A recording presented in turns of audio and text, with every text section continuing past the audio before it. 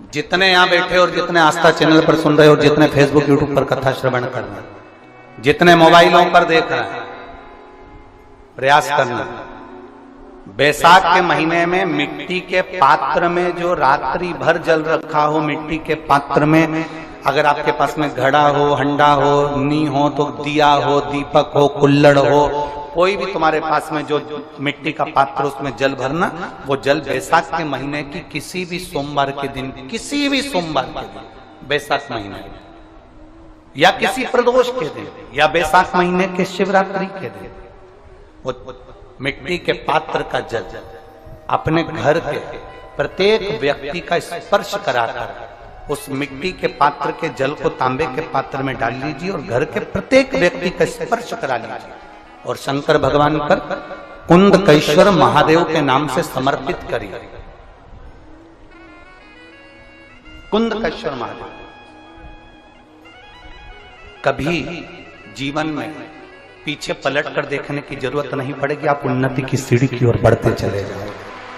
बैसाख महीने में मिट्टी के पात्र का जल भगवान शंकर को समर्पित होना चाहिए। उसका सुख हमारे जीवन को एक आनंद फल प्रदान।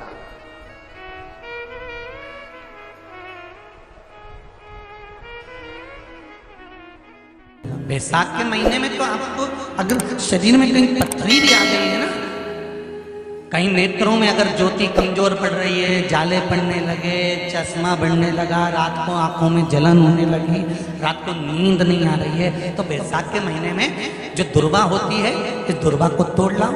जहां पर अशुक सुंदरी का स्थान होता है, जहां पर अशुक सुंदरी का जो स्थान होता है, उस अशुक सुंदरी के स्थान पर उस दुर्वा को रख दो और कुंदकेश्वर महादेव का नाम। कौन से महादेव का नाम लेना है? कुंदकेश्वर। उस दुर्वा को उठा कर लिया। बैसाख के महीने में कोई भी तिथि, कोई भी दिन, कोई भी वार आप बैसाख के महीने में कर सकते हो। उस दुर्वा को लेकर आओ, लगभग 20-25 दुर्वा लेना, उसको लेकर आइए। सुबह सुबह कुंदकेश्वर महादेव का नाम लेकर उसको खाना प्रारंभ कर दीजिए। एक दुर्वा रोज खाओ।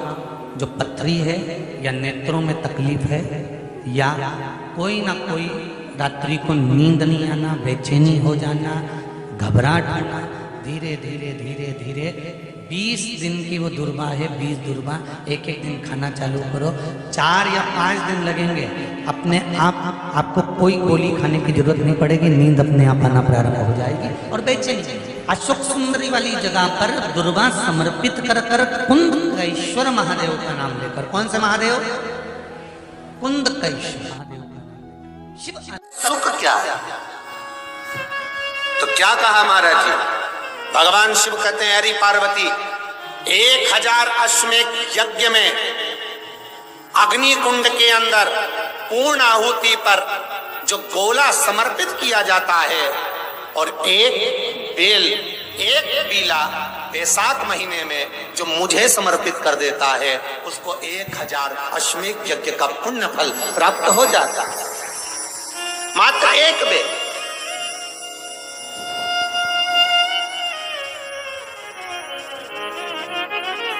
बहुत अच्छे से समझना महाराज, फिर समझ लीजिए। केवल सारे शिवलिंग में एक नर्मदेश्वर महादेव ऐसे होते हैं जिन पर कुछ भी चढ़ाओगे तुम खा सकते हो। भगवान को अगर भोग लगाया तो तुमने खा लिया। भगवान के शिवलिंग को अगर कोई वस्तु टच हो गई तो तुम पा सकते हो। मिठाई हो, चूरमा हो, लड्डू हो, पेड़ा हो, गुलाब जामुन हो, इमरती, भजिया, पकौड़ा, फल फ्रूट जो भी होगा वो पा सकते हो। पर नर्मदेश्वर शिवलिंग को छोड़कर शिव महापुराण के अंतर्गत विद्धेश्वर संहिता में लिखा हुआ है कि बाकी के जितने शिवलिंग होंगे उसको अगर कोई वस्तु टच हो गई तो वो खाने के लायक नहीं रहती, वो सांसारिक मनुष्य नहीं खा सकता। शंकर के मंदिर का प्रसाद संसार का मनुष्य उसको ग्रहण नहीं कर सकता। उसको केवल बैरागी, त्यागी, जिसने घर छोड़ दिया, परिवार छोड़ दिया, अपने कुटुंब कबीले को छोड़ दिया, केवल वही पा सकता है। ये शिव महापुराण की विद्धेश्वर संहिता कर रही है।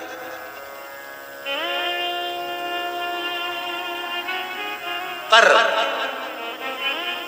शंकर कह रहे, मां उमा से, मां पार्वती से मेरा महेश कह रहा, मेरा बाबा भोलेनाथ, मेरा बाबा विश्वनाथ, मेरा त्रिकालदर्शी कैलाशी अविनाशी कह रहा है कि हे पार्वती,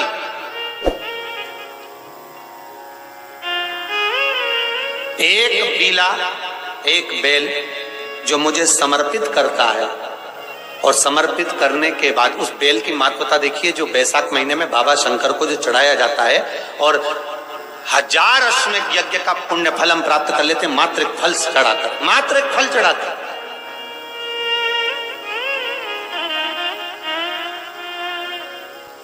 जैसे इससे पहले जो एकादशी कही, जिसको त्रिविधि एकादशी भी कहते हैं, एकादश पद्म पुराण में लिखा है और विष्णु पुराण में, एकादशी के दिन द्वादशी भी पड़ जाए, एकादशी के दिन त्रयोदशी भी पड़ जाए, मतलब एकादशी, द्वादशी और त्रयोदशी तीनों तिथियां एक साथ पड़ जाए, और उस दिन एकादशी का व्रत जो रख लेता है उसको 1000 एकादशी का पुण्य फल प्राप्त हो जाता। फिर वो जिंदगी में एकादशी करे चाहे ना करे। और फिर ध्यान देना, कोई मर रहा है, कोई तड़प रहा है, और आपने तो अपने जीवन में एक ही एकादशी करी, और वो कौन सी? त्रिविधि। और मान लो कोई मर रहा है तो आप उसमें से अपनी एकादशी में से आप 5 एकादशी दे सकते, भले आपने एक करी हो, क्योंकि आपने 1000 कर ली एक साथ, उसका पुण्य आप किसी को प्रदान कर सकते, आप किसी को दे सकते।